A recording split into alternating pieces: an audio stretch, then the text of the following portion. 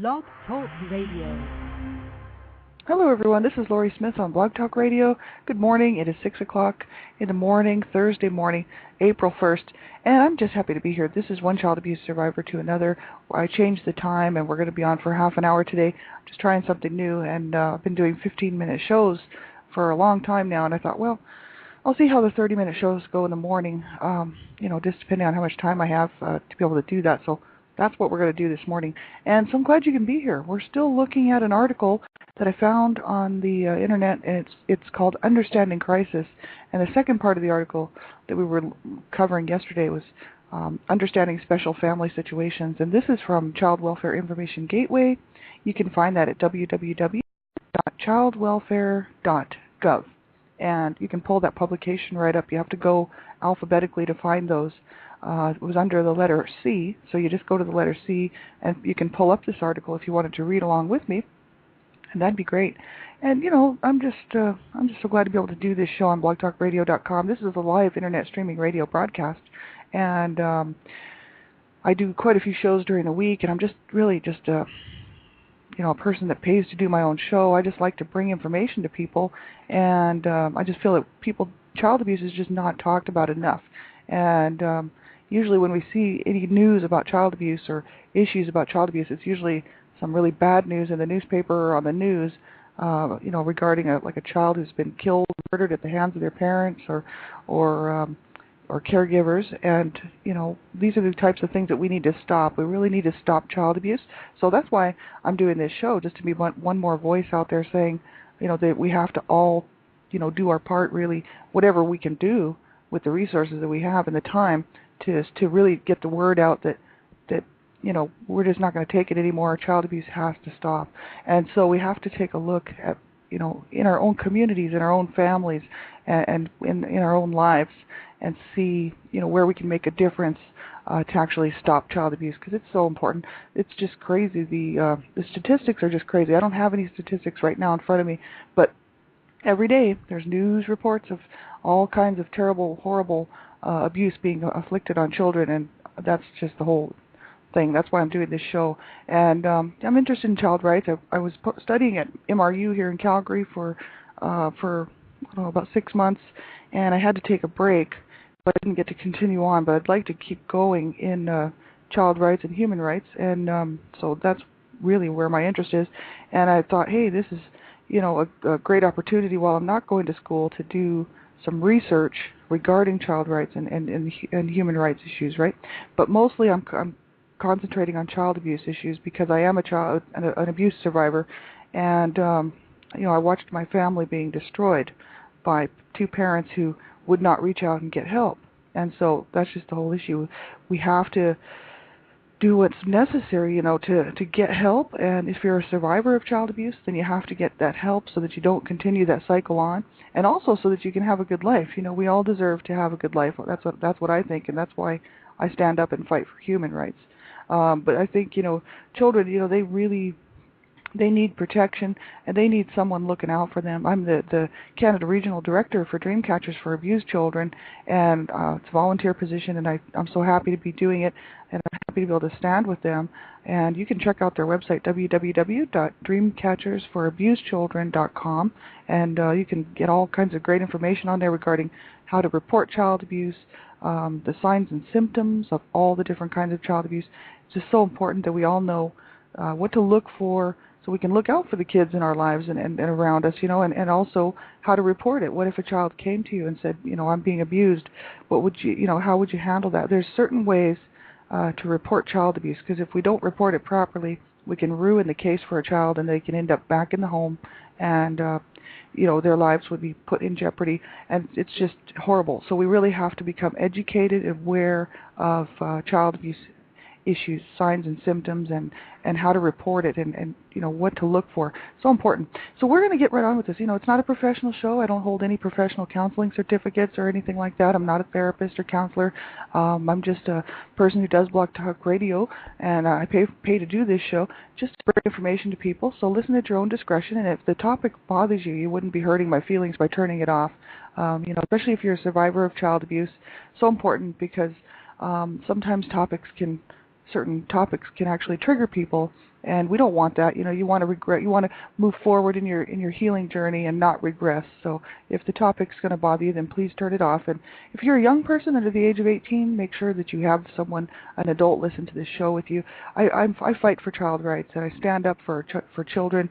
And I think that online safety for children is just number one important right now with all the problems with the child sexual predators and stuff that are out there.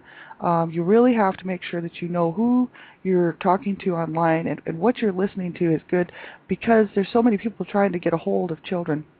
It's just horrible.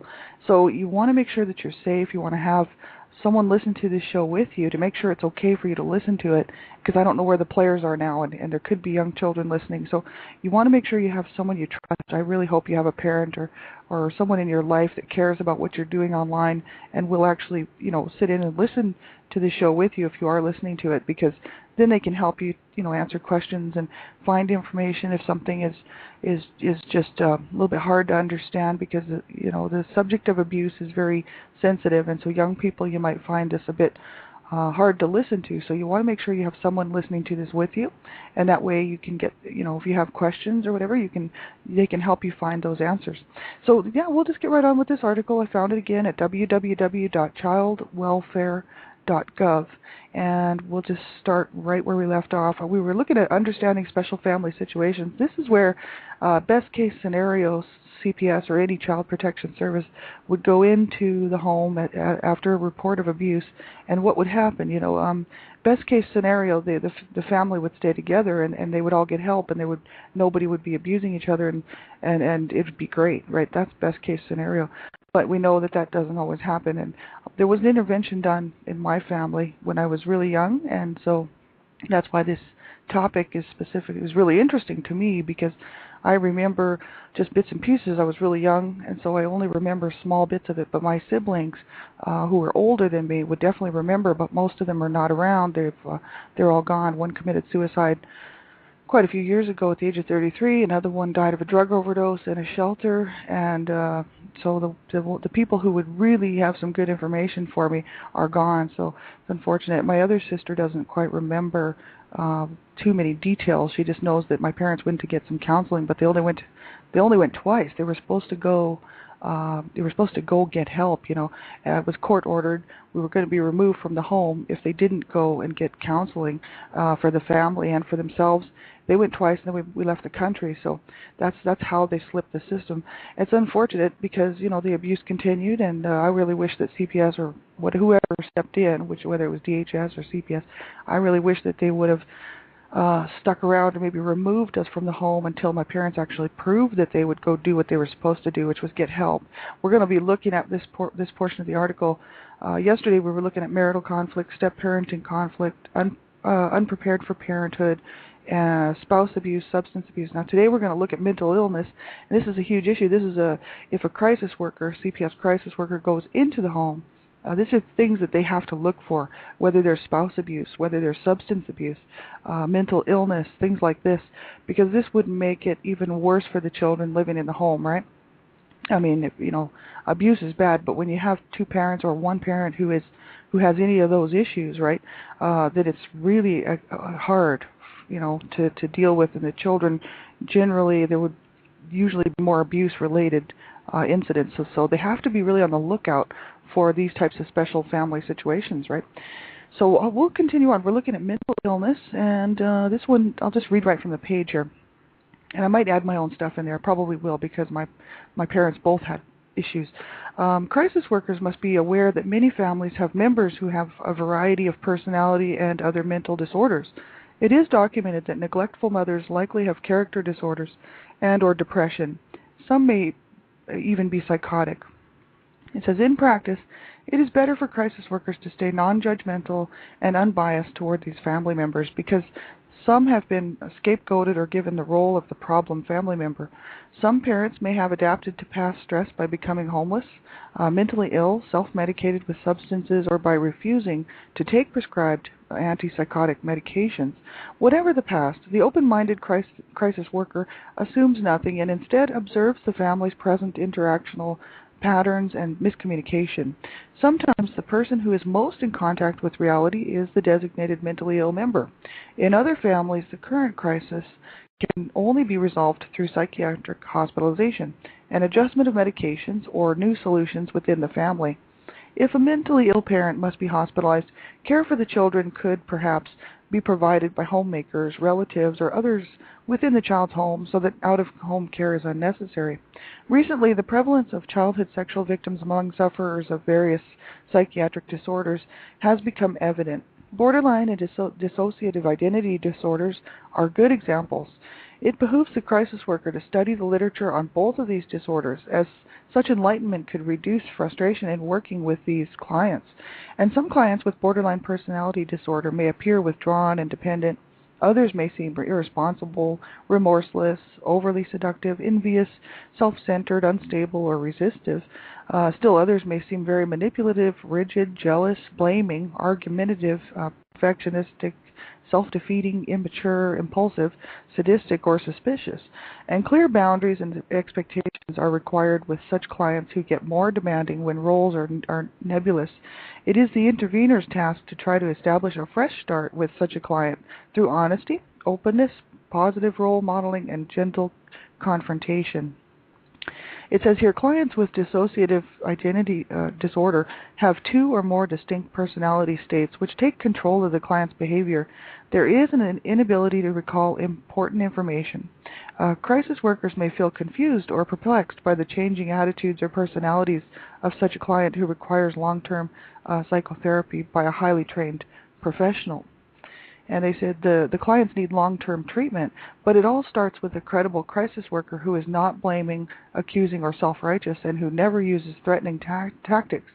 Some of the most appreciative and responsive clients are those who seem most impossible at the first meeting. So that's quite interesting. And I know my mom was diagnosed borderline.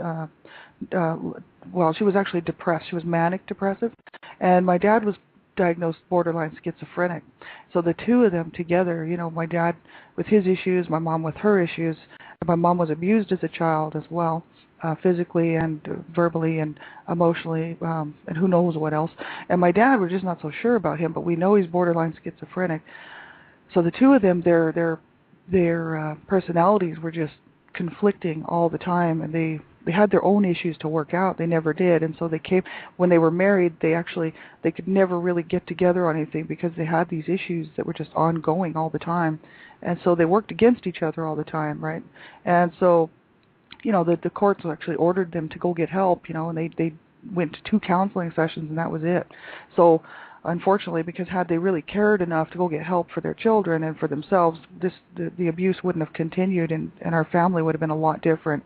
I really believe that. Our family life would have been so much different, and I believe that most of my siblings would still be here today had they gotten help, you know what I mean? So it's really unfortunate this sort of stuff can happen. And so yeah, we have to really, we have to look out for ourselves. If we have these issues, we need to go get help, and then we can have a good life, right? And because there is help out there for us, there's help out there for people, and we just have to keep making sure that we reach out and get it, you know what I mean? We deserve a good life, and so does, just like everybody else, but we have to make sure that we do the necessary steps to get that, you know what I mean? So if it takes some therapy and counseling, well, that's great. Or if it takes a group therapy session, well, a group support, well, that's wonderful, right? Anything to help us, just to have a decent life for ourselves. And if you have children, it's really important. I don't have any children, but, if I did, I'd want to make sure that they had the best opportunity at life. And if that meant me going to get help, then that's what it takes, right? So important, right? Where the kids are really looking out for, they're counting on their parents to do the right thing. And my parents just did not do the right thing. It's pretty obvious. So horrible, absolutely horrible watching our family go down like that. And I know it happens to so many people. I had lots and lots of friends growing up whose families were, some of them were worse than ours, and some were not quite as bad as ours. But I did see a lot of that growing up, and now even talking to people today, just seeing what has happened to people in their lives, and if everybody would just get some help and stop abusing their kids, this whole thing would stop, and stop abusing each other, right? That's just ridiculous, domestic violence and domestic abuse. I mean, the whole thing has just got to stop. My mom, we kept telling my mom as when we got older, especially my brothers, and especially even me later, kept telling my mom to leave my dad, just to move out, separate from him, whatever, get her own life together, so she could be happy, right? And she wouldn't do it. She said, no, I'm staying and I'm going to make his life miserable. So the two of them just tried to make each other's lives the worst they could be. So in the meantime, it spilled over onto us, and so our lives were miserable. So that's just a really bad attitude coming from two people who should have got help, But this stuff happens, and we know that it does. So I'll continue on with the article. Dual diagnosis. It says, crisis workers must have skills for assessing individuals who have dual diagnosis, such as mental illness and alcoholism or other drug addictions. They must also be cognizant of other forms of comorbidity, mental retardation, and addiction. Mental illness and mental retardation and sexual addiction and drug addiction. And they said there is debate among professionals about which problem needs to be assessed and treated first. Generally, crisis workers must think about assessing and treating the total person and the total family. And they said dual assessment and treatment plans for both diagnoses are usually required. There are some clients who early in crisis intervention must be detoxified prior to attempting treatment. However, drug usage and other problems such as child sexual abuse are so closely connected that assessing and treating one without assessing and treating the other poses a continuing risk to the family. And I did, there was some really interesting articles I covered on dual diagnosis and as far as mental disorders and stuff went with for people who are suffering from all kinds of things like depression or PTSD or whatever, and then also had drug problems. We were looking at that. That was from helpguide.org. Helpguide is a great resource. I find that the information on there is really good, and it's easy to read, it's easy to understand, it's not clinical, but yet it's very good stuff. So I recommend that website, www.helpguide.org. And they were talking on there. There's quite a bit of information on things like that, like dual diagnosis for people who have a mental disorder or even depression and also use drugs or alcohol. And if they're going to treat one, if the crisis workers are going to go in there, and they find that this is actually happening within the family, someone's addicted to drugs or alcohol, as well as having a mental disorder, they have to treat both. Otherwise, it doesn't help anything just to treat one and not treat the other. So that was just a huge thing for me because my brothers were drug addicts, and one of them was he was a manic depressive, and he was diagnosed manic depressive and ended up killing himself. But he was a drug addict. He was a cocaine addict for years, and but he was always trying to kill himself, but he could never do it. And then finally, the last time he tried, he made it. But really quite sad because he needed help for both of his problems. And my other brother was died in a shelter of a drug overdose at the age of 43, and he had all kinds of issues, and who knows really what he kind of had.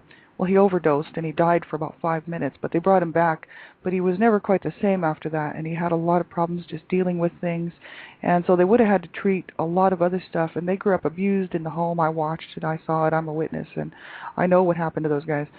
People just thought they were losers, right? People as adults who didn't know their background just thought, man, what a bunch of losers, and me, I'm like, you did not grow up in a home, to people who would say things like that. I'd just be like, you have no idea what those guys went through and why they did what they did. So it's unfortunate this stuff happens to people, and especially when it's your own family members and you're kind of powerless and helpless to do anything about it.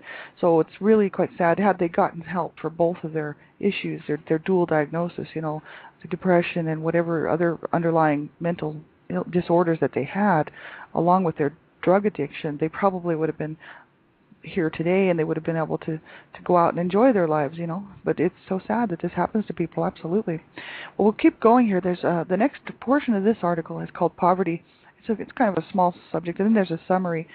It says poverty, as the number of children living in poverty increases, more children are at risk of harm from the repetitive trauma of poverty. These children represent at least 1/5 of all children in this country, and with the decreasing availability of low-cost housing, and the increasing cuts in public assistance, more families can be expected to suffer from the chronic stress of poverty until new opportunities for the poor are developed. It says many families living in poverty have lost hope and no longer have the energy to overcome any additional sources of stress. Withdrawal or sudden outbursts may seem to be their only coping responses, and concrete services, installation of realistic hope, and prospects of job training or jobs can provide a boost of energy to such clients. Initially, the crisis worker may need to go with the clients to seek health care, food, and clothing, and as progress is made, however, the clients can be encouraged to assume more responsibility for completing tasks alone, and they need to hear encouragement and praise from the worker if they are to maintain their gains on an ongoing case manager may be needed. So I think that's quite interesting. Poverty is an issue. It's huge. That's half the reason around the world why people do what they do to their children. It's especially around the world, like in other countries where there's no support, there's no child abuse, there's no CPS, there's no DHS, there's no one's looking in on these children.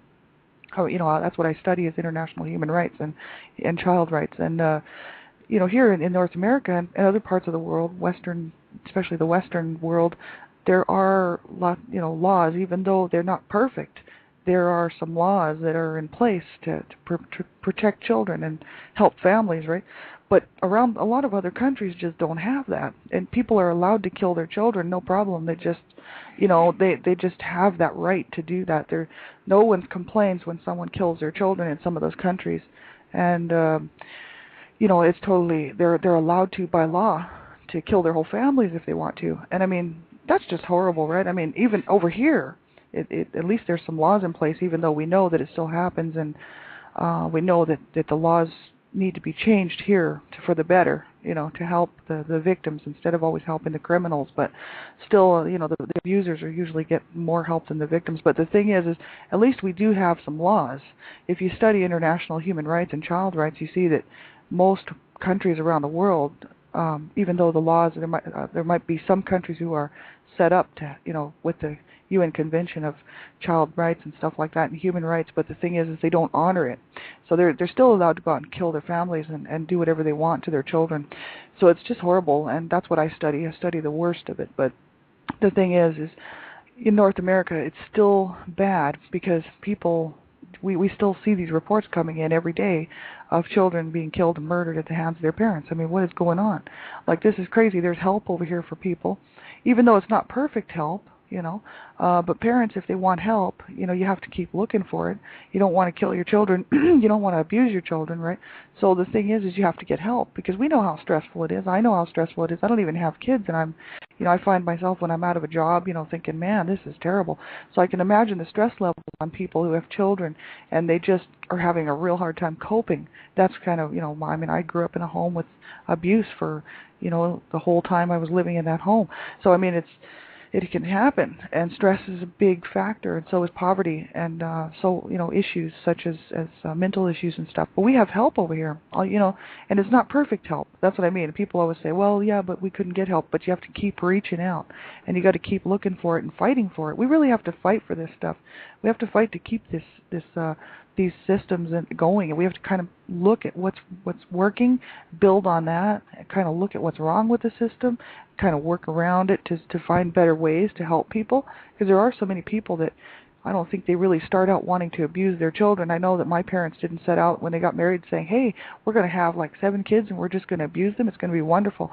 I know that they didn't do that. They didn't set out to do that. It was the stress and the marital problems that they had and their own abuse issues when they were children and their own mental issues that caused them to be so angry and so hateful towards each other and towards life. And then, of course, they just took it out on their children. So this is what happens to people, and it's unfortunate. It doesn't mean abuse is right, and I never condone it. But still, you kind of look at the underlying issues of why people do what they do. And that was really about the only way I could heal from this, because I had a lot of hatred in my heart and a lot of anger that was destroying me. So I figured, well, I better just be looking at it in a different way, let the emotional side kind of take a step back and let my, brain sort of take over and say, okay, what happened in this family? Why did it go the way that it did? And, it's unfortunate. This is the issue. These kids that are being murdered at the hands of their parents and caregivers, there's got to be some underlying issue with the perpetrator of the crime. There has to be mental illness there. There has to be maybe some drug use. There had to be some sort of psychotic problem for somebody to do that to their children. So that's the thing.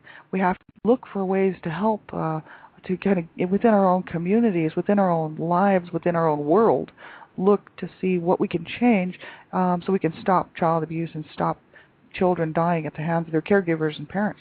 So important. So the summary of this article says professional crisis workers do not prejudge their clients, but can better understand families' behaviors by studying the stresses created by certain conditions. Marital conflicts can create a multitude of fears and worries in adults and children. Step-parenting requires more negotiation than parenting and works best when the step-parents agree to discipline all the children mutually. And to offer the best intervention to abusive or neglectful families, crisis workers need special knowledge regarding teen parenting and single parenthood, chemical dependency, dual diagnosis, spouse abuse, the effects of mental illness and poverty. Enlightened crisis workers recognize that sexually transmitted diseases, including HIV, AIDS, may further complicate the lives of their CPS families. Nevertheless, by concentrating on a family's strengths, intervention goals can be attained in a few weeks. And then they go on to talk about termination and follow-up services and stuff like that, teaching problem solving, encouraging independence, and establishing time limits from the beginning, things like that, and effective outcomes. And this is it's a pretty interesting article, I think. We'll look at crisis intervention assessment, which encompasses total family involvement tomorrow morning, at the same time.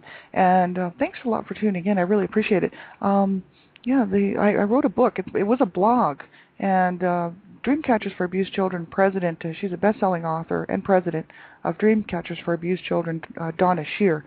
She saw my blog and she said, "Hey, you really need to. That should be a book. You could help people with that. You could help, sort of provide some help for survivors out there, and provide some hope for them so that they can see that they can go on to have a good life. And you can pick up my book. It's my own personal story. I wrote it myself.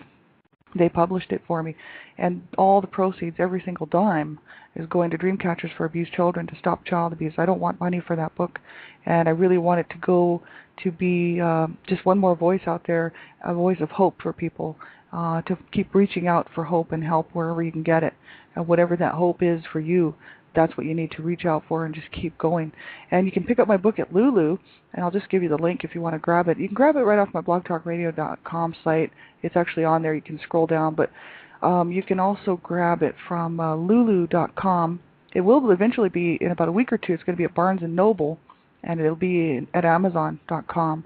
And you can pick it up now at Lulu, Sharon Potter Books. It's you can go right to the link, which is http www.lulu.com, and then /content/paperback-book, and then so it's kind of a long title, life-life-of-death-the-redemption, and then /8500324. Or you can grab the link right from Blog Talk Radio, or get a hold of me if you would like to know how to get a copy. And I dedicated that book to two of my brothers, Howard and Rob. Rob is the one who committed suicide, and Howard is the one who died in the shelter at the age of 43 in Calgary, Alberta. He was homeless pretty much his whole life and had suffered his whole entire life. Both of them did. And I dedicated it to them because they went to their graves in silence. And I'm glad to be their voice. I'm really the only family member that is speaking out and speaking up about the abuse in our home.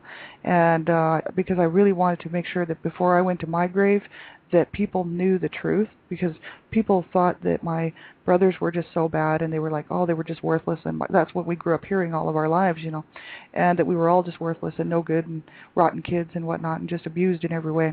And so I thought, okay, I'm going to be their voice, and I'm going to speak out and tell the truth, and that's just my story. It's my personal story, and I'm glad to be the voice for them, because people need to know the truth, And when it comes to child abuse, there's either truth, fact, or false. And if you're a survivor, really, my heart is with you. And it's so hard to come out and make your story public, but I'm glad that I did, because I really wanted to help other people to see they can have a good life. And so all the profits are going to Dreamcatchers for abused children, because I didn't want any money for that book, because it's just, it's not about the money. It's about getting the book out there to get people, to be one more voice out there saying we can do it, we can have a good life, we do deserve it. We did not we did not deserve the abuse that we took as children. So that's just the whole thing. So thanks so much for tuning in, and I'll be back on tomorrow morning, 6:00 a.m. same time, and then again Friday night, 9:30 p.m. Mountain Standard Time for child abuse prevention. Human rights abuse prevention is up to us. So take care, everybody. Have a great day, and we'll talk to you soon. Bye-bye.